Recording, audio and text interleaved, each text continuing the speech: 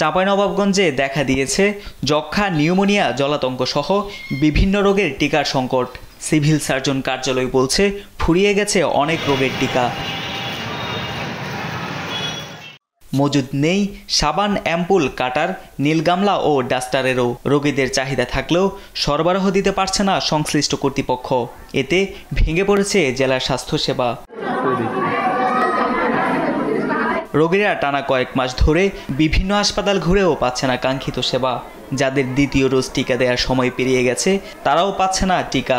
এ নিয়ে ক্ষোভ প্রকাশ করেছেন রোগীর স্বজনরা। ছোট বোনের টিকার ডেট ছিল ডিসেম্বরে, কিন্তু আমি লাস্ট কিছুদিন যাবত হসপিটালে ঘোরা সত্ত্বেও টিকা পাচ্ছি না। যারা একটা ডোজ নিয়েছে তাদের পরবর্তী ডোজগুলো দেওয়া যাচ্ছে না। এতে আমাদের চিকিৎসা নিতে রোগীদের খুবই সমস্যা হচ্ছে। আমার মেয়েকে নিয়ে 15 দিন থেকে আমি এই হাসপাতালে ঘুরছি, কোনো হাসপাতালে আমি নিউমোনিয়া রোগের টিকা পাচ্ছি না। চাঁপাইনবাবগঞ্জ হসপিটালগুলোতে টিকা, ভ্যাকসিন মোটামুটি 3 মাস থেকে পাওয়া যাচ্ছে না। টিকার জন্য প্রতিদিন শত শত রোগী ভিড় করছেন স্বাস্থ্য কেন্দ্রগুলোতে। টিকা না পেয়ে ফিরছেন খালি হাতে। যদি আমরা ঠিকমতো বাচ্চাদের টিকা না দিতে পারি তাহলে রোগের ভয়াবহতা সৃষ্টি হবে। মজুদে আছে শুধু ইনজেকশনের সিরিঞ্জ।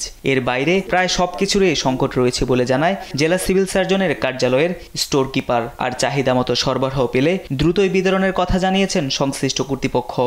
বর্তমানে আমাদের EPI, penta, PCV, MR, IPV এ সমস্ত ভ্যাকসিন নাই। চাহিদাপত্র দেওয়ার পরও পাওয়া যাচ্ছে না। সামনে সপ্তাহ বা এই মাসের শেষের দিকে ভ্যাকসিন চলে আসবে এবং ভ্যাকসিন আসলে আমরা উপজেলা লেভেল আমরা ভ্যাকসিনটা পাঠিয়ে দেবো। দ্রুত এসব সমস্যার সমাধান করে স্বাস্থ্যসেবা নিশ্চিতের দাবি স্থানীয়দের। নিউজ ডেস্ক, দেশ টিভি।